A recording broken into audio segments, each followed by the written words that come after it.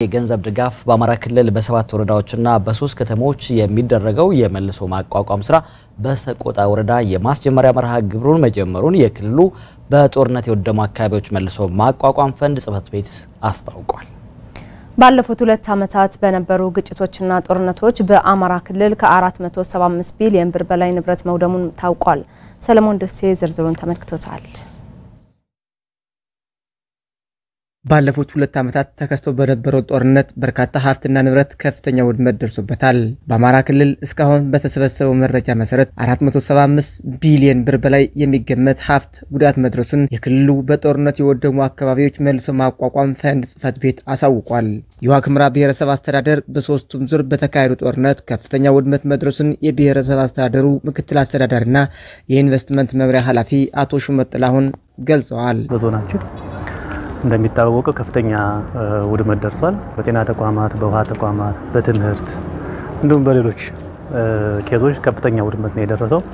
ይሄን በየሴክተሩ እንግዲህ በቢሊየን የሚቆጠር እንደዞን በቢሊየን የሚቆጠር ነው ያጣነው። ያን መልሶ ለማቋቋም እንግዲህ ወርልድ ባንክ ፈንድ በሚያደርገው ፕሮጀክት እንደ መንግስት ዛሬ ላውንች ተደርጓል ማለት ነው። አቶ ሹመት የመልሶ ማቋቋም ስራውን ተደራሽ ለማድረግ ዛሬ የዓለም ባንክ ከፍተኛ ውድመት በደረሱ ወረዳዎችና ቀበሌዎች የመልሶ ማቋቋም ስራውን አስጀምሯል ነው ያሉት። እነዚህ ቀበሌዎች የራሳቸው ክራይቴሪያ ያላቸው እየተመረጡት በውድመት መጠናቸው እንደዚሁም ከዚህ በፊት ከአንድ ጊዜ እስከ 3 ጊዜ ወረራ የተፈጸመባቸው እና ከፍተኛ ውድመት የደረሰባቸው ናቸው። በእነዚህ ቀበሌዎች አሁን ማስጀመሪያ ፕሮግራሙ በዛሬው ዕለት ኦፊሻሊ ዲክሌር ተደርጓል ማለት። እንደ አማራ ክልል በተለያዩ አካባቢዎች በሚነሱ አለመግባባቶችና በሰሜኑ የሀገራችን ክፍል በነበረው ጦርነት ከፍተኛ ውድመት መድረሱን የአማራ ክልል በጦርነት የወደሙ አካባቢዎች መልሶ ማቋቋም ፈንድ ጽሕፈት ቤት ዋና ማናጀር ዶክተር አባተ መኩሪያው አሳውቀዋል። የደረሰው መጠነ ሰፊ ውድመት አለ። በአንደኛው ዙር፣ በሁለተኛው ዙር፣ በሶስተኛው ዙር እንደገና ከዛ በፊት ሶስተኛው በውስጥ ግጭት ምክንያት የወደመ ሰፊ ውድመት አለ። በዝርዝር ይዘናል። ይህ ሁሉ አድርገን ስናየው በእያንዳንዱ በ5 ቡድኖች 475 ቢሊዮን ብር ውድመት አለ። ዶክተር አባተ እስካሁን በክልሉ በተሰጠ 1 ቢሊዮን ብር ድጋፍ የመልሶ ማቋቋም ስራውን እየሰራን ነው ብለዋል። ባለችን ገንዘብ በ7 ዞን በ3 ከተሞች ላይ የመልሶ ማቋቋም ስራ እየሰራን ያለነው።